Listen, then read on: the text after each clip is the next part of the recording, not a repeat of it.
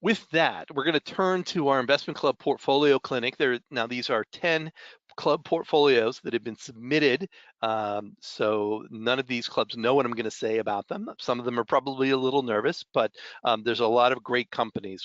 My takeaway on the top level is that I see a lot of well-run, great businesses that are in most of these, I think all of these clubs portfolios. You can point at companies and say, that is a well-run business. That company will look great on the stock selection guide. I was surprised at how few companies I came up with and said, well, this company just doesn't fit the stock selection guide, or this company is truly speculative. So I think that's a tribute to the strength of the Better Investing tools, that you can identify those companies, and I think that's great. Now, whether they were bought at an attractive price or not, I can't really say. So I won't be addressing tax considerations, right? You've got a big stock, a lot of gains, you don't know what to do with it. I'm not going to address those. That's important with wise portfolio moves, but I'm not concerned with past performance.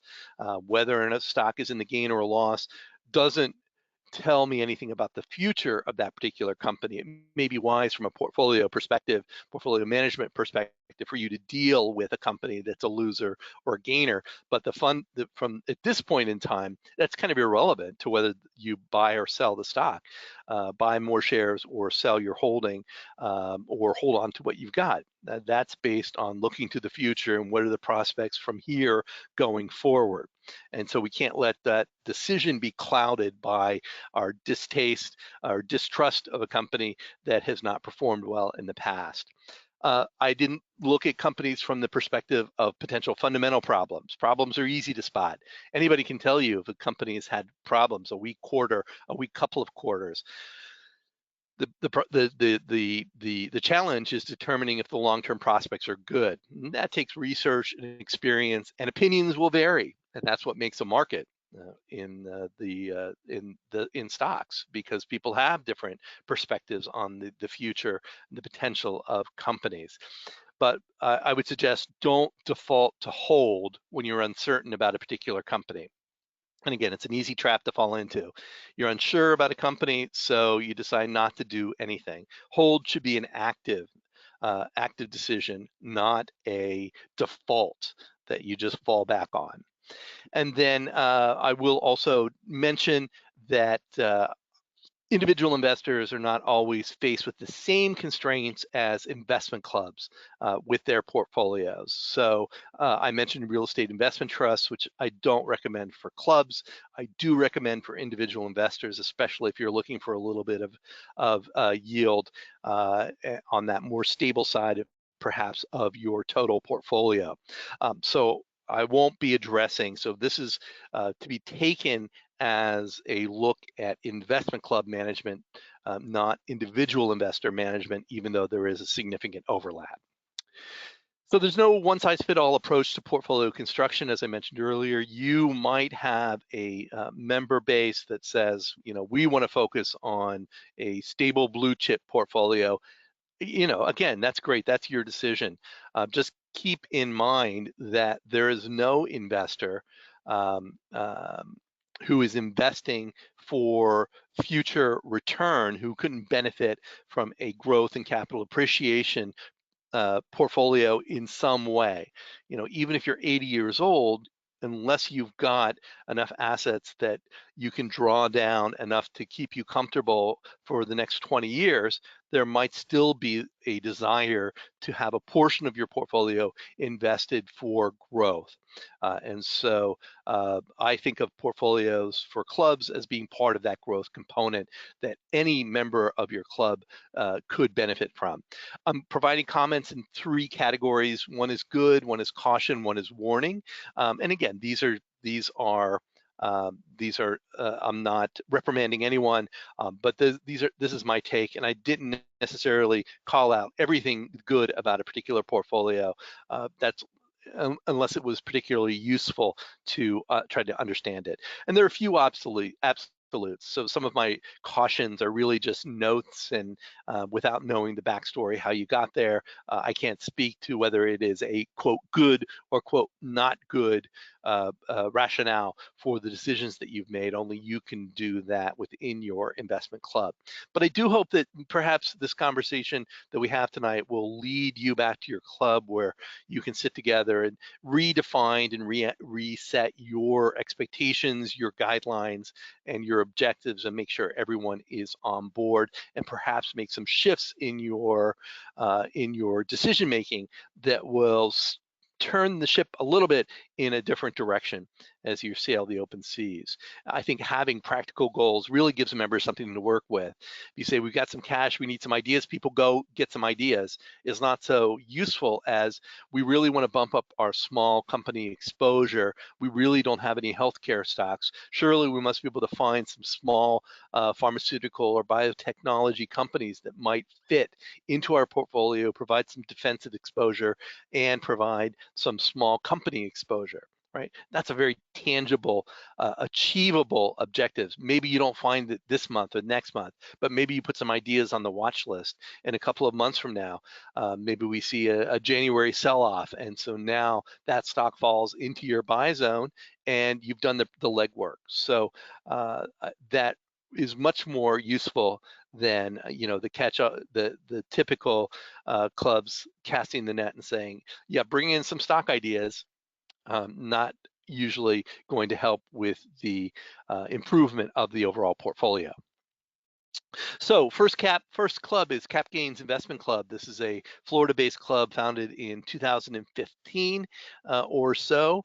12 companies in the portfolio, 29 members. So for me, 12 companies. It gets a caution. It's very concentrated, and they have 29 members, so they could have easily support a 20-25 stock portfolio if more of those members were kind of taking a role within the club. Here's their portfolio. No values, but I'll tell you the percentages there. One holding is below my 3% floor. That's Chevron at 2.3%. There was nothing overweight. The largest holding is 13.3%. That's fine. There was no arcane or problematic investments, so that was fine. The cash is a little high at 18.5%. And again, maybe there's a reason for it. Maybe it's, but if you're sitting on cash waiting for the market, you've missed a lot of opportunities already. And if you can't find stocks to invest in, we've got plenty of opportunities that we find each month in our investor advisory services, small cap informer newsletters. So that's the overall holdings. When you look at the diversification by company size, this company is holding that 18%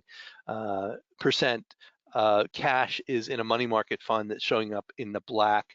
So I couldn't zero it out in the pie graph, so it's there. But you see the large companies are in blue and the mega companies are in the purple color. So no small, no mid-sized companies, so definitely a bias towards large company stocks. I would call that overrepresented when the 100% of the portfolio essentially is invested in, the equity portion of the portfolio is invested in large and mega cap stocks. A lot of familiar names: Apple, Microsoft, Amazon, TJ Maxx, Google. But there is a lot of energy exposure, which is uncommon in many investment clubs because it doesn't fit the better investing model. But two of the companies, Chevron and Exxon, are in essentially the same industry. Yeah, you can argue they do, maybe there's some differences, but they together make up 6.6% of the portfolio. And they have a third energy company, LNG, that's a little different, but that's another 4.5%. So that's a lot of energy exposure. Again, if that's a tactical decision that's been made because of a belief that the energy sector companies offered some good values, that may be fine. But from a diversification perspective, it seems a little concentrated. The sensitive and cyclical super sectors are well covered. The sensitive is in green, the cyclical is in black on this graph, and the blue is the cash. But there are no defensive companies.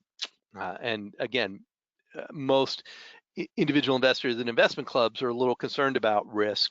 and like to consider defensive opportunities. That would be healthcare and consumer defensive stocks. So that gives you the only other sector that's not included besides consumer defensive and healthcare was basic materials. So on the sector side, that gives you a lot of industry groups and a lot of company ideas that you could go after. This is the downside of overlapping investments. This is Exxon and Chevron and the energy sector ETF. And you can see their performance since 2019. Pick out one. Which one did you choose? Was it the right one? Performance matches pretty closely. So my preference if you're faced with two companies in the same industry is not to split the difference, is to choose one and go all in on that one. When you've got two stocks from the same industry, and we'll see some other examples later on, there are four possible outcomes, but only one of those four possible outcomes works to your benefit. If you buy two companies that are in the same industry and they both perform well, that's a great outcome. What if company A performs well and company B doesn't perform well? Well, you're back to zero. If company B performs well or company A doesn't perform well, well, you're back to zero. And if both the companies don't perform well, then you're underwater, all right? And so if you focus on one company, it does well or it doesn't do well, and you can take action when you need to. So I like to again, focus on concentration, stick with one representative company, the best you can find when you have capital available in a particular industry group. Now, diversification by earnings per share growth rate. This is a report that we provide in myICLUB. We're using analyst estimates unless you have SSG linked stocks, which I don't believe anybody really did in this group. But this is the long-term analyst estimate of earnings per share growth rate. They're not available for all companies, so they're going to skew on the higher side if they're not available. So this is showing that the bulk of the company, almost 2/3 of the portfolio, is invested in companies where earnings per share are projected to grow faster than 12%. And that's good. If capital appreciation follows earnings per share growth, then this company could be in good position to outperform the broader market. But you do want to make sure that your slower growth companies are going to provide you with a yield. In this case, you look at Exxon at the top of the blue slice, 4.3% of the portfolio, Chevron 2.3% of the equity portion of the portfolio, and yeah, they're going to give you the dividend, even though the growth that's expected from earnings over the long term is below 7%.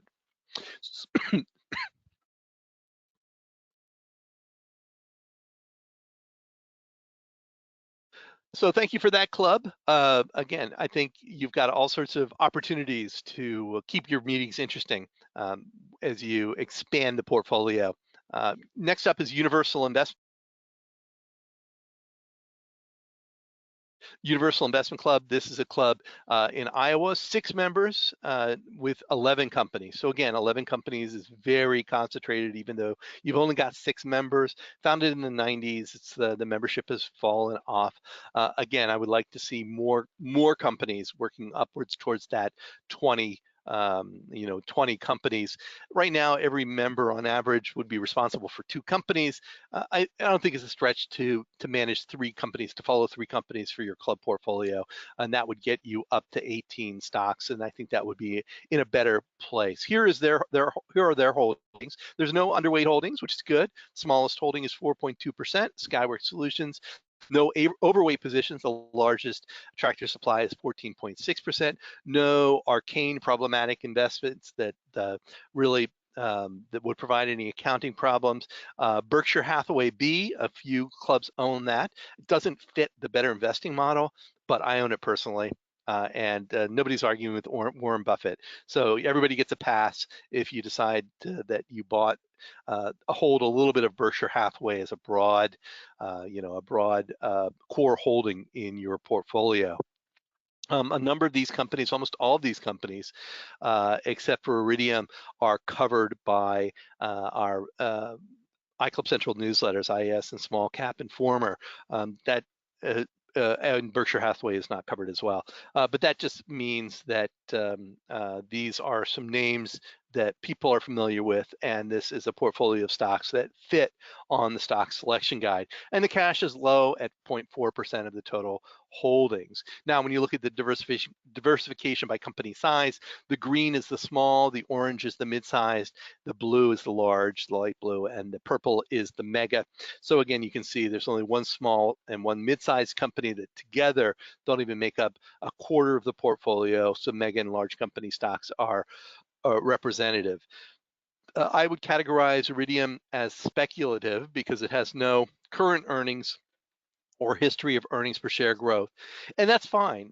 George Nicholson, who founded BetterInvesting, said, yeah, it's okay to be speculative, but you want to limit it to 5% or so of your overall portfolio. The gains that you'll earn when those stocks work out are sizable, but you want to limit the downside risk. So I have no problem with identifying and quarantining a speculative investment or two within your portfolio, as long as you understand and acknowledge and manage it as a speculative choice and not as an investment. By sector and industry, looking a little better. The orange is the sensitive sector, the black is the cyclical, and the green is the defensive. So only one defensive super sector company in the consumer defensive industry, the discount stores industry group, that's underrepresented at 8.5%. So I think if you could double that and slim down the cyclical side a little bit, that would make things a little more broadly based from a diversification perspective.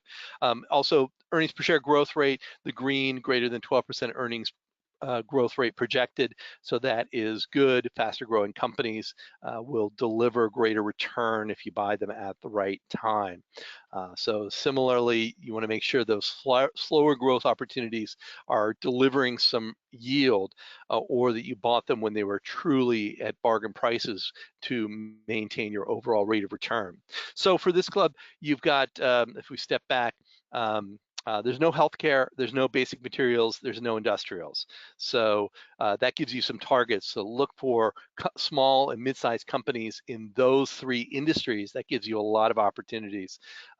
Right now in the cycle, defensive stocks still are a little expensive because a lot of investors are afraid of a recession, and so they went all in on defensive stocks. So they're a little expensive, but there are a lot of opportunities in basic materials and industrials. Again, because if you're afraid of a recession, then you stay away from those companies over the fears of how they will perform. So it gives you opportunities on a 5-year perspective. If we have a recession, it'll be over by 2028. And so you have the opportunity to find some bargains right now. So thank you for that. Next up is Jabz Ladies, located in Delaware, New York, Pennsylvania. There might be some other states that members are from, founded in 2017. 18 members, 16 companies. Again, a good number of companies. There could be some more added on top of that, and certainly members could support having another 4, 5, 6 companies in the portfolio and manage those companies effectively. Here's the portfolio holdings. So I've highlighted a few potential problem areas, things to be aware of. They've got 2 significantly underweight positions, an ETF, BOTZ, BOTZ, at 0.6%, and their Disney shares at 0.4%. Those are so small that really they're not contributing to the portfolio return at those levels. And so I would consider those significantly underweight and a distraction. 2 positions, Amazon at 20.7% and NVIDIA at 19.1% are both at least 3 times larger than the next position. So you can see everything else is in the 3, 4, 5% range. And then those are 2 big chunks of technology, internet retail stocks that you've got there. The BOTZ ETF, again, I understand it. You want to benefit from the trend towards robotics in industry, et cetera. But I think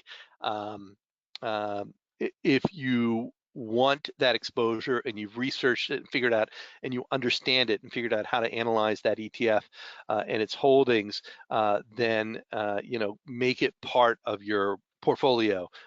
Don't dip a toe in and then abandon it and say, it's too cold, we're not coming back, getting in the water.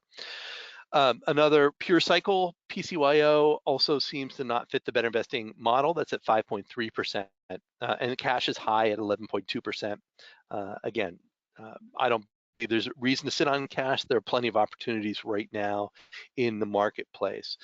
So some food for thought, definitely to think about.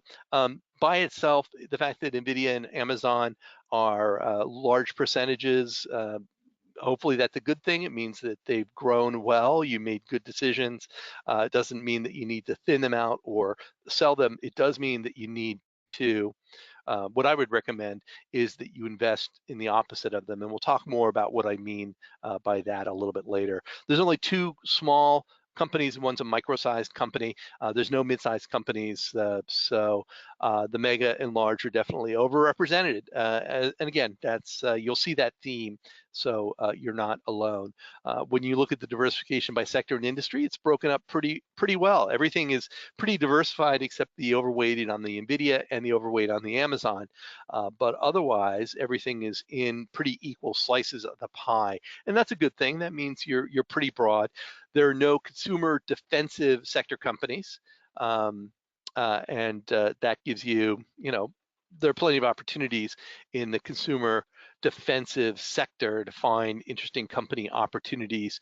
You've got a couple of healthcare stocks, so you could look at consumer defensive businesses in that defensive super sector.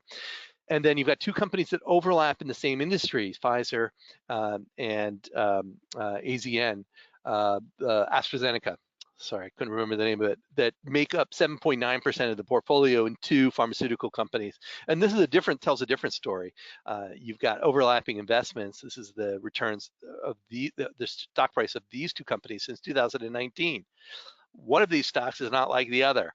So I don't know when you bought them, but hopefully you've benefited from the AstraZeneca upswing and not been hurt too badly by the Pfizer downturn. But again, depending on when you bought them, the results of each of these companies may have netted out over time. And so again, if you focus on the best of the best, if that's your mantra, then you can avoid getting into situations where you've got two companies that are effectively being impacted by the same factors in the market and the economy. Earnings per share growth rate, again, bigger chunk of slower growth companies according to the analysts. So on the right side, the blue and the orange, that's below 12%, below 7% expected growth rates. So that will drag down your overall rate of return if capital appreciation only matches those earnings growth rates. So I think there's some targets for you to broaden your horizons a little bit.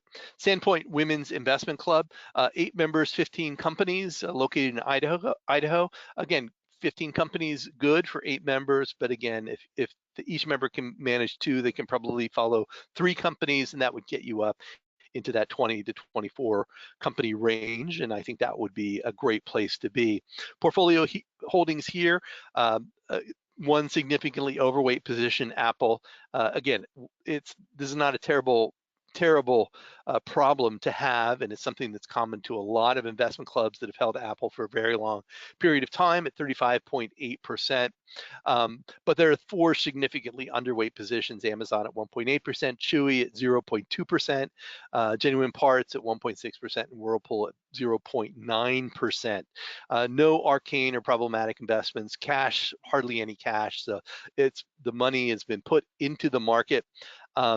Those tiny holdings like the Chewy holding at 0.2%, what often happens is people have an investment like that, it goes down, it's worth so little, they figure, well, why bother selling it at this point? And the reason you get rid of those stocks is that every month when your members are looking at the portfolio in the valuation statement, they're reminded of their failures. And I'm not saying that's what happened with Chewy, but that's a distraction. So it's better to sell it. Back in the days when people actually paid commissions to buy and sell shares, sometimes investors would be hesitant because it would cost them more in commissions to sell those little shard positions than the positions were actually worth. And again, my recommendation was still the same. Sell them, get rid of them, clean them out, get them out of the portfolio. Don't worry about them. Focus on the active companies you've got in your portfolio. Another case that that investors end up with shard stocks, we call them. They're shards that are left over from a spin-off. So you had a stock, it spun off, and you got a few shares of the spin-off stock. And again, you perceive it as free stock in your portfolio, but it does come with a cost basis that's transferred from the parent company. So it does have a gain or a loss associated with it from an accounting perspective. But because you perceive it as free, you figure, well, let's see what happens. Again, it's a distraction.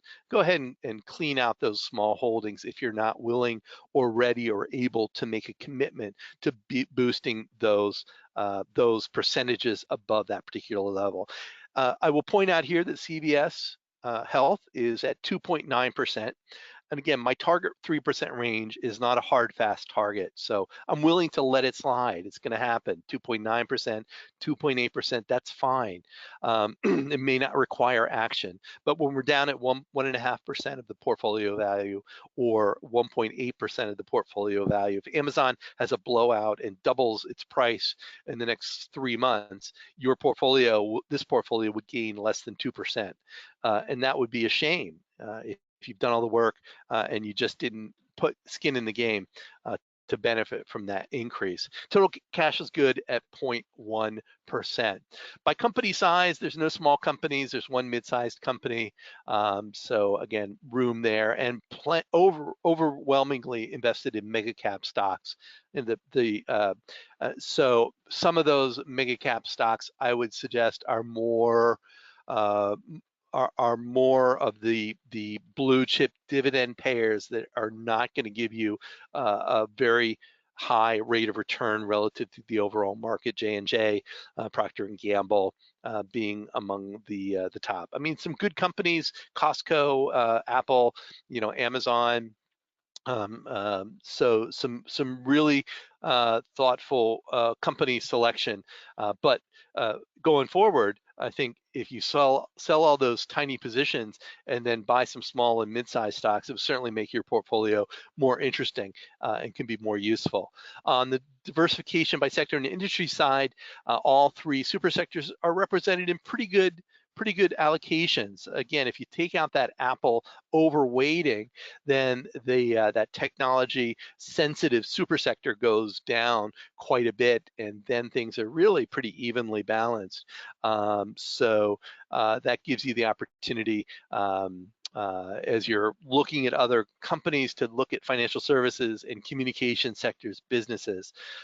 Communications can be difficult to find stocks that play to the business of communications, but today, every day, we're using communications products, services, tools, and more than ever before with the advent of wireless communications and cell phones. So it's a big part of the American economy. So finding opportunities there can be a little bit of a struggle, but I think this challenge is worth it. And we'll talk more about Apple and what you do in this situation in a couple of minutes, where you've got a big position and you want to know what to do with it. Faster growing companies, again, making up the bulk of the portfolio, which is good for a capital return, the capital appreciation potential perspective. So I think, again, the challenge to find small and mid-sized companies is not easy, but it's not impossible. It's not massively difficult. 10 years ago, we started the Small Cap Informer newsletter because the market research and the BetterInvesting member survey said we can't find small company stocks that fit the stock selection guide. We said, well, we know where to find small company stocks that fit the stock selection guide. And so we started a newsletter. And every month rather, for the last 10 plus years, we've produced 1 or 2 recommendations a month of small company stocks that fit the better investing model that look good on a stock selection guide. So to help clubs and investors with that particular objective. All right, DEK or Deek Investments, 12 members, 13 companies. It's a family club, so they're dispersed, but out in the Midwest, northern Midwest, Minnesota, Wisconsin, Illinois. Founded in 2021, so fairly new. But again, they can continue investing and building up the number of companies, members. If they have 12 members and they're all participating in the stock research, each of them could follow 2 companies, and that would get them to 24 potential investments. So that would be great. On their holdings, in highlighted in yellow, are a few underweight positions below 3%, but I'm only calling out the ones below 2%, which are Intuitive Machines and Pfizer and United Natural Foods, which are at 1.8, 1.9, and 1.6%. The Darling Ingredients and Chemours company, 2.7%, are on the cusp. They're slightly underweight, but I wouldn't worry about those. Cash is excessive at 24.8%. That's a lot of cash to be sitting on in this kind of a market where their values galore. There are 2 companies that are potentially overweighted, especially if you take out the cash from the value of the portfolio. The Amazon at 18.7% and Google at 17.1%, pretty high. One company is speculative, the Intuitive Machines, LUNR, doesn't work on the stock selection guide. Again, nothing wrong with that, but I do need to point it out. And from an investment club perspective, Innovative Industrial Properties is a problematic security. It's a real estate investment trust, so it's going to cause your treasurer some headaches at tax time to account for it. I like the company. I follow it for the small cap informer. It's on my probation list right now because of massive changes in the industry in which it operates. It leases to medical cannabis providers. So they're across the country owning businesses. So it's a risky business, but pays a good yield. But it just doesn't fit in a club portfolio. So I think you might want to think about getting rid of that. By company size, better. Small and mid exposure there. Large is also not bad, but the mega cap, that overweighting of Google and Amazon really skews things quite a bit and overrepresents that particular industry. So targeting some smaller mid-sized companies with that cash will go a long way towards beefing up your diversification there. By sector and industry, this is again looking good. All 3 super sectors are represented in good allocations. There's no financial services, and this may be the only portfolio that we look at tonight where there are no technology sector companies. People in the audience thinking, I didn't know that was possible, that somebody could have a portfolio with no technology companies. There's nothing wrong with it, and if you look at Amazon, you might consider it a technology company. I certainly think that it has a lot to do. If you look at Google, is that a technology company? Again, the classifications are not always, don't always match our perception, but that gives you some opportunities to look at some smaller technology companies, for instance. And again, I would forgive you for not wanting to go deep into financial services companies. They tend to be a little more complex from a stock selection guide style analysis. And wasn't able to do diversification by earnings per share growth rate because of the linked stock selection guides. But I think it's a great start for a young portfolio that is quite a number of interesting companies, and you've got a good start. And now you can really start focusing more on instead of collecting stocks, on managing stocks and filling in holes in the portfolio once you identify them. Emoji Investment Club, 7 members, 10 companies in the portfolio present, located in Texas, founded in 2002. So again, more stocks.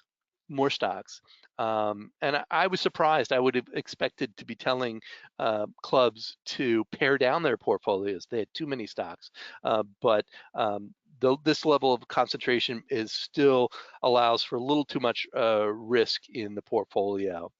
One, significantly overweight O'Reilly Automotive at 32.7%. Two, underweight, significantly underweight positions, Lyft at 0.2%, Uber at 0.3%. I see what you did there. You couldn't decide, so you decided, well, let's, these rideshare businesses are here to stay, and there's great growth opportunity, and so we'll split the difference and buy some of each, right? I'll tell you why that's not such a good idea in a minute. Those are speculative investments. They don't fit the SSG model. They don't have earnings or a long track record. Whether or not they will both survive remains to be seen. There's a lot of questions about it. They're also in the same industry, which the same business. So again, my preference would be pick one, the best of breed, and invest in that. Cash level at 5.9%, that's okay. It's a little high. That means you could easily be making another purchase or two with that cash and help bring things back into balance. Here's Uber and Lyft. Again, now we've got two overlapping investments where one has really underperformed. Lyft has really underperformed Uber. So Lyft has taken any gains that you saw from Uber perhaps have disappeared because of Lyft's underperformance. And we can often catch that underperformance in a fundamental portfolio before it goes down to 80% in price, right? So I don't know when you bought it. This is a graph since the beginning of 2020. So again, pick the best of the best and don't try to split the difference. No small companies, two mid-sized companies, 4.7%. One is Fastenal, which is a great business we cover in the investor advisory service. There's Dollar Tree, O'Reilly Automotive, Walmart, Exxon, TJ Maxx. So some really great businesses there. Mega and large are overrepresented. So as with we've seen, looking for small and mid-sized companies is really gives you something to focus on. By sector and industry, cyclical stocks are really overrepresented. Most investors would find that level of exposure to cyclical companies a little high. It's probably worked out because we haven't had the recession that many economists and investors have been expecting. I haven't been expecting it. I've been saying, I don't think we're gonna have a recession. And so I think, and had been waiting for the opportunity to hop back into some of those cyclical stock bargains right now. But for many investors, that provides too much discomfort to be so heavily invested in cyclical companies. There are a lot of sectors not represented: basic materials, financial services, healthcare, and communication services. So no companies from those sectors and their related industry groups in the portfolio. That gives you a lot of opportunities to diversify in the all of the super sectors. But primarily in the defensive and the sensitive, and boost your exposure there. By earnings per share growth rate estimates, again, lots of green. That means faster than 12% from analysts. So that is a great support base for future capital appreciation. So keep it up and focus on those smaller companies. Conquering Investment Club, again, from Florida, as you can imagine, 10 members, 13 companies. Once again, let's build up that portfolio, more than 20 years old as well. Here's their portfolio. Again, two moderately underweight positions, Trex at 2.4% and Visa at 2.2%. Both of those, Visa and financial services in the sensitive sector, super sector, and Trex and building materials maker. So again, with housing slowdown, construction slowdown, fears of recession, that stock is selling at a pretty attractive low price right now. We cover it in both the investor advisory service and the small cap informer. Cash at 4.4%, that's okay. It's a little high. I mean, feels like you have some opportunity. Again, more Berkshire Hathaway, good core holding. I don't think you want to build up more than that 12.6% exposure, but everything else there in that 4 to 8 to 10% exposure. And again, lots of clubs or stocks that are owned by other clubs: Apple, Air Lease, Amazon, Arista Networks, DR Horton, Alphabet, Home Depot, Microsoft, NVIDIA, Ulta. Cover them in the newsletters, so can't argue with your company selection by itself. So better mid-sized exposure than we've seen in most of the other clubs, but no small companies. Although we do cover Trex and Air Lease in our small cap informer.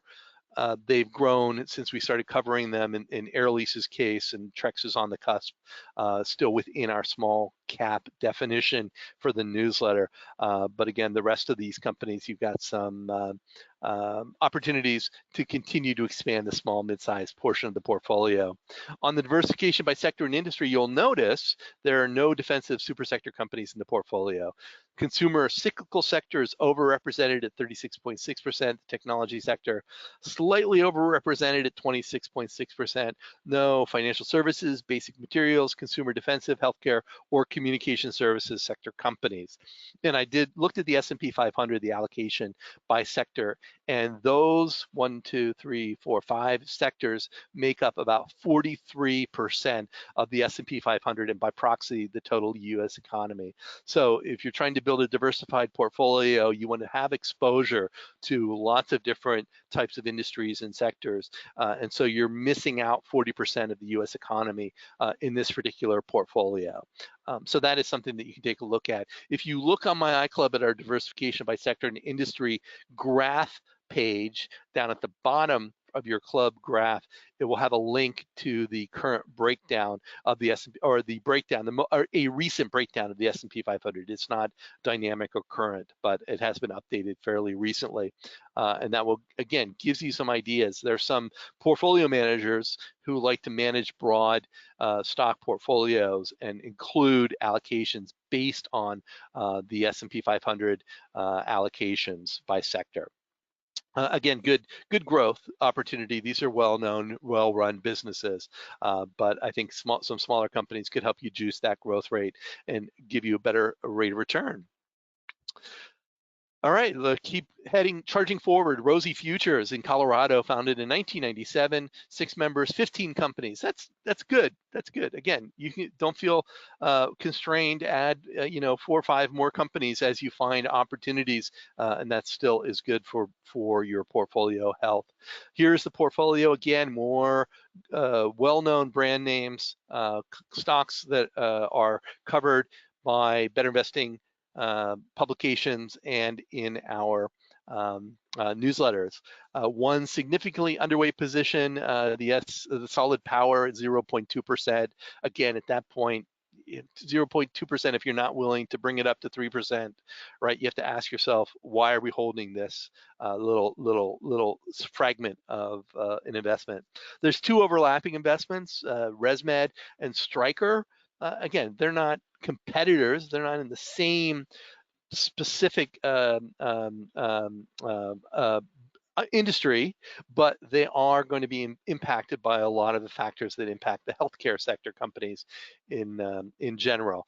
The solid power is a speculative stock. It doesn't fit the model. It doesn't look good on the stock selection guide. No arcane problematic investors. 3M is a widely held company. It's not exactly the most exciting from a growth perspective, but some of the other companies that you have here certainly would fit into that model. Here is a graph of ResMed and Stryker since 2014 long term.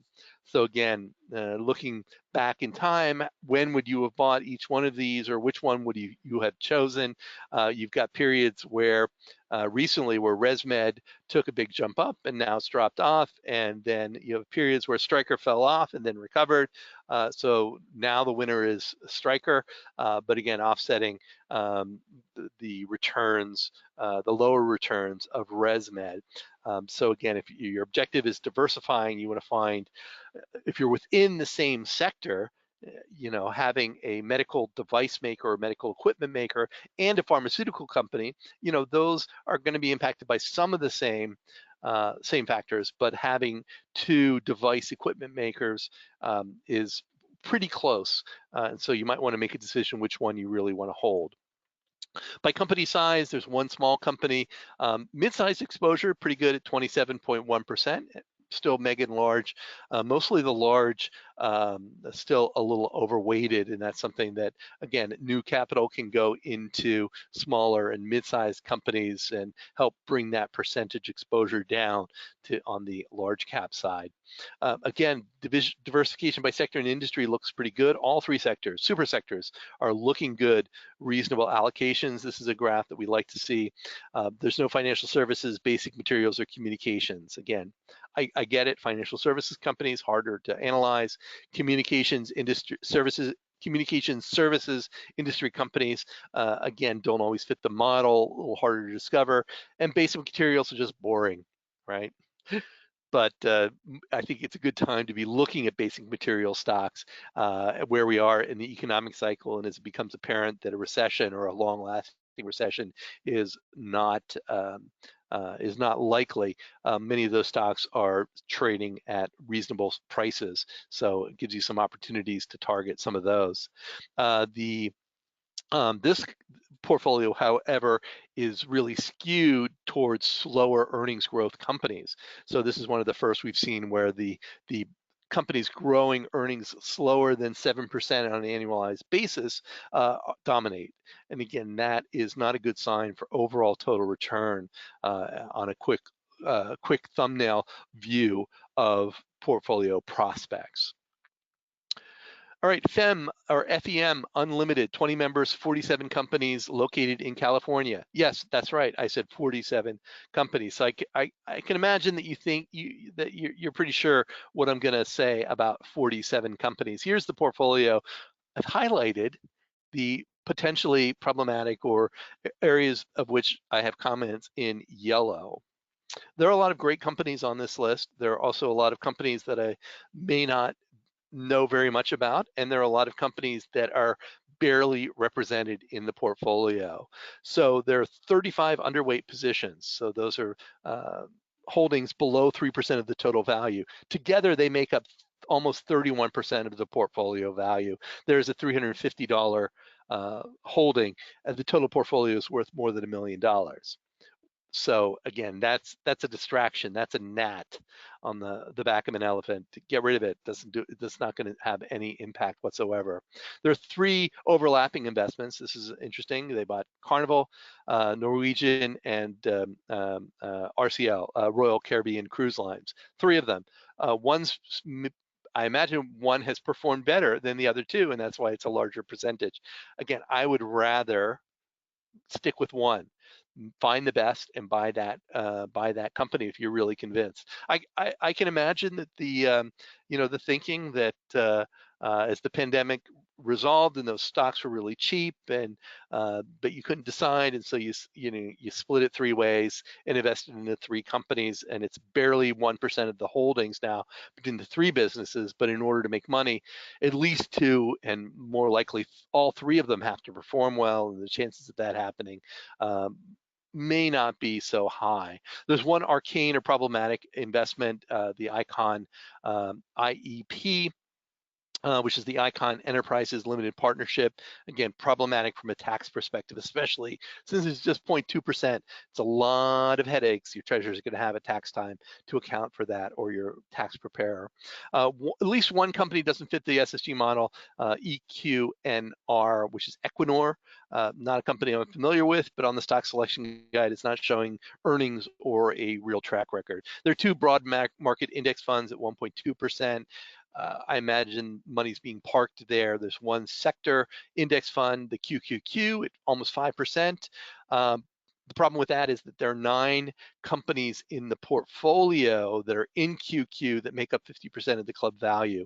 So the QQQ is just overlapping those 9 company holdings, which are already a big chunk of the club portfolio. So I don't know why you would need more sector exposure to technology that you'll get in the QQQ when you have 50% of your portfolio already in that particular index. The cash is good at 0.1%, although, as I said, I suspect some of the money is being parked in an index fund.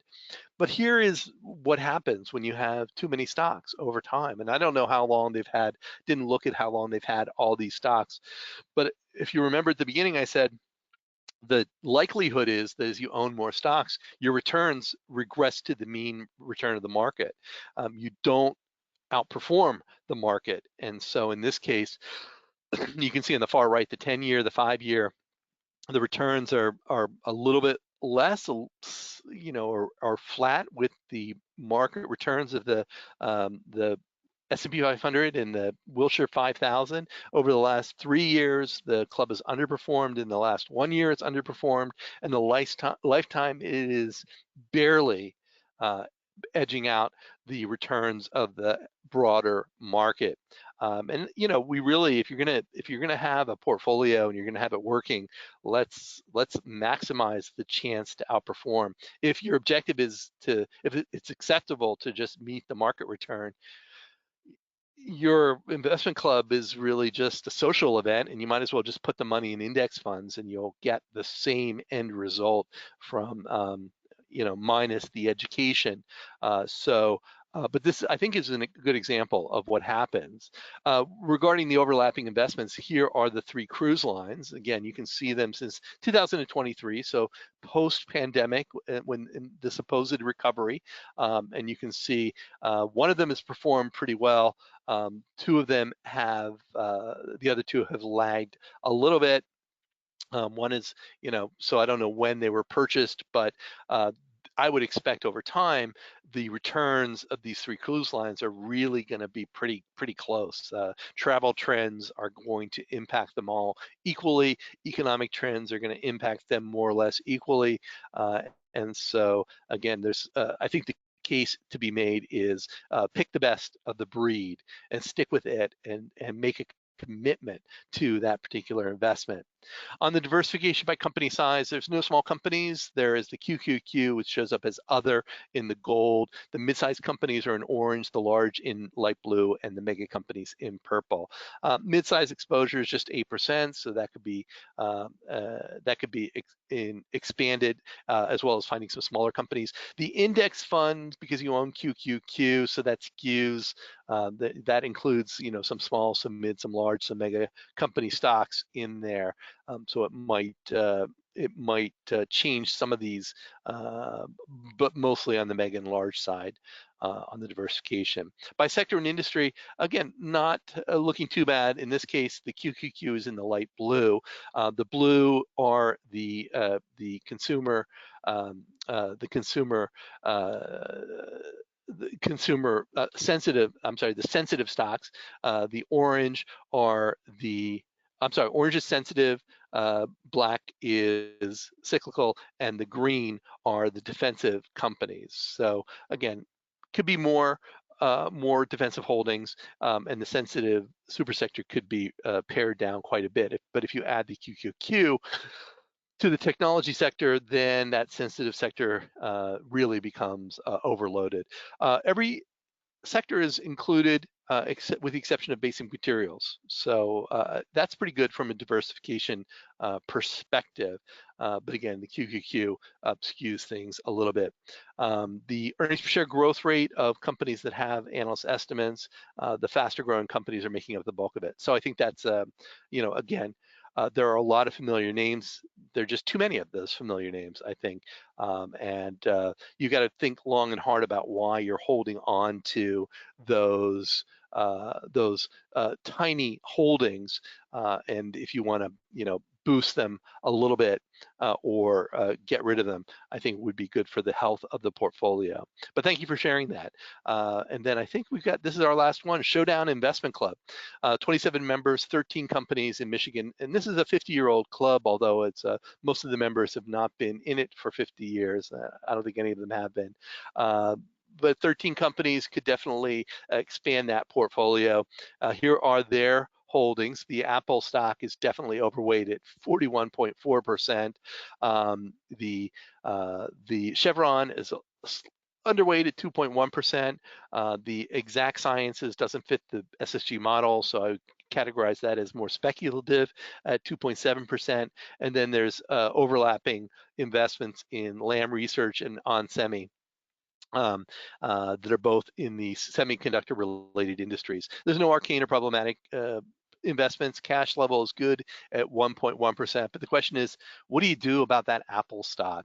Well, that's tough. 41.4%. That's probably a lot of embedded capital gains. The club is resistant to selling because it would incur a lot of gains. They probably want the capital to deploy elsewhere, but don't know quite how to do it. Well, if you do have stocks that you're holding at a loss and you're uncertain about, it makes it a no-brainer, especially at year end, to sell those holdings at a loss, realize the capital loss, and sell an equal amount of shares in your Apple holding to offset the gains with losses, offset the losses with gain. And that will allow you to avoid those the unnecessary capital gains. And especially as we're here in the end of the year, this is a great time for portfolio cleanup, as I mentioned earlier. So that's one strategy. Second strategy, if you've got full member withdrawals, you can transfer shares of the Apple stock. It doesn't get rid of the gains, but it defers the gains for the remaining members. So it might put them off until those members, remaining members, retire from the club. That could be 10 years down the road. Then they'd have a little bit of that realized gain from the Apple transfer, the Apple disposal, that they'd be liable for at that time. Something else you can do is if you really can't bring yourself to pare down that position, is to think about your portfolio and invest in industries and sectors that are diametrically opposed to that overweight holding. So Apple involved in communications and technology, consumer facing. So you want to go to the opposite direction. What's the opposite direction? Is it basic materials? Is it industrials? It's not technology stocks. It's definitely it might be services to some degree. Something that's that's not related to manufacturing high-tech devices, right? So think about that, and that will help from a diversification perspective. And as you add capital over time, again, with 41% of your portfolio in Apple, I wouldn't be investing in more technology companies because you've got so much exposure there. If we have a NASDAQ blowout like we did in 2000, 2001, your portfolio is really going to suffer because of that overexposure. And you could also bite the bullet and sell. And nobody's saying sell all of it, but sell a few shares, pare it down. I would consider, if you're doing a sell like that, you might consider doing it in January after the tax year starts, so that everyone's got a year to kind of absorb potential capital gains that would be attributed to them in the 2024 tax year. So those are some strategies for handling those overweighted positions. Portfolio diversification by company size. No small companies, fairly good. Mid-sized compared to other portfolios we've seen at 14.8%, and the Apple overrepresented holding causes the mega holdings to be exceptionally large in this particular club. So your marching orders are pretty clear. The sensitive and super sector and the technology sector are overrepresented. The defensive sector, that black slice, is really underrepresented, and that could be, again, the help to mitigate your exposure to Apple with more defensive stocks. There's no consumer defensive companies or basic materials companies, so that gives you some ideas for some additional industries that you might go searching for. Consumer defensive companies include drugstores, grocery stores, discount department stores, food companies. Basic materials sectors could include chemicals, building materials, etc. So there are plenty of opportunities that you might look for there, because the Apple holding is so big and it's a relatively fast-growing business. This gives you a good growth rate profile where your earnings are expected to grow faster than 12%.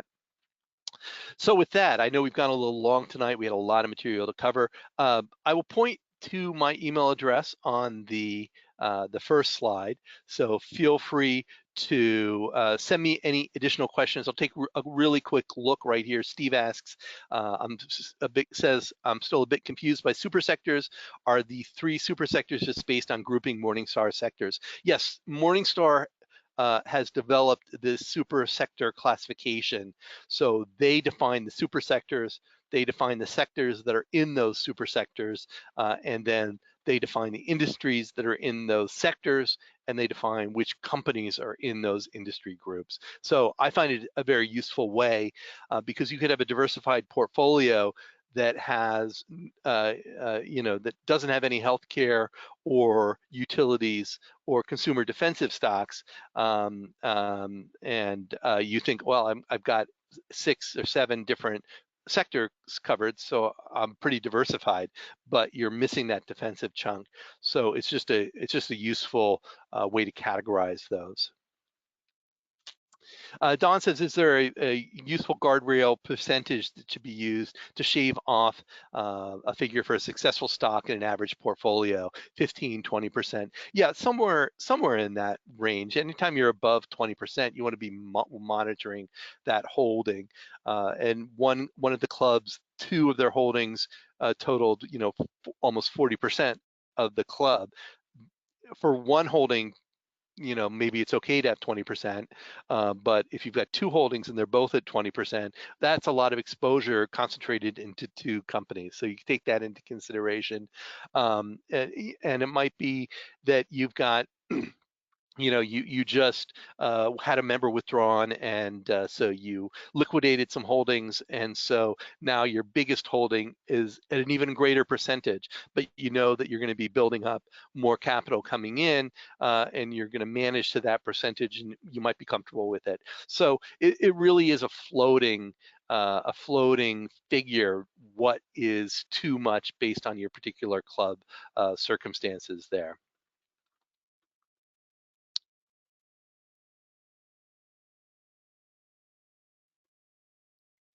Don asks if all these portfolio analysis breakouts are available in myICLUB, and they absolutely are. So all the clubs who participated gave me access to look at their club portfolio in myICLUB, and so I just copied the graphs. There are reports as well to give you the details, but the graphs tell the story, and that makes it really easy in your club. You can put up the pie graph on your during your meeting and say, this slice here is too big, and this one needs to be bigger. What do we need to do to accomplish that? So it's for ease of communication, to be sure, but that's why we provide them in myICLUB. Kimberly says, what about that super sector? Yes, the myICLUB reports include the super sector and the super sector and industry diversification. So I showed you one graph that had the color codings of the super sectors and the industries or the individual companies as pie slices within those super sector categories. But you can see it in 3 different ways or 4 different ways as you look at the report. So definitely check them out in the report section, and I think they'll really help your club to improve its understanding of how the club all how the club's holding all work together for the benefit of your particular club. All right, with that, we're going to break it off now. I want to thank you so much for coming out, sticking with us during this presentation. Hopefully there's some food for thought. Really, that's my overall objective, is to give you some food for thought, a perspective on club portfolios and investing within an investment club that will give you some tangible steps to take, and I would look forward to seeing your portfolios in a year from now, and if they've changed, and how your club members have reacted, and how that may have impacted your returns over time. I will add that I am a member of the BetterInvesting Investment Committee. The board of directors of BetterInvesting directs a portion of cash each year at their discretion to a fund that is invested for the benefit of the organization according to better investing principles. So we, when the committee was started, I had to help with the construction of the portfolio guidelines that were presented to the board. This is how we plan to manage this money. These are how we're going to select stocks. These are the limits to which that we will target minimum and maximum holdings. And these are the categories that we will attempt to diversify. And we've been following these principles, and it's worked out very well. We've exceeded the S&P 500 and the S&P 500 equal weight index since we took over managing that portfolio according to the better investing principles. So just one more piece of evidence that these tools do work, these principles are sound, and they are eminently employable in your investment club. If you are unfamiliar with our other tools at iClub Central, check out iClub.com for information on our newsletters, our screening tool, which can help you find stock ideas. If you want to try the newsletters for your personal portfolio, you can use the promo code Doug's Deal. And that will give you the best rate on the newsletters that are available. If you're a Better Investing member, you can go to the Better Investing website and check out the Better Investing promo codes for members as well. But I want to thank you, wish you all a happy Thanksgiving. We'll look forward to seeing you in December. We're going to talk about closing the books at year end at our December webinar. In January, we'll look at preparing the club taxes. So a lot of great content coming up. Our team's hard at work on the club tax printers and getting ready for that tax season. But for now, let's enjoy the Thanksgiving weekend.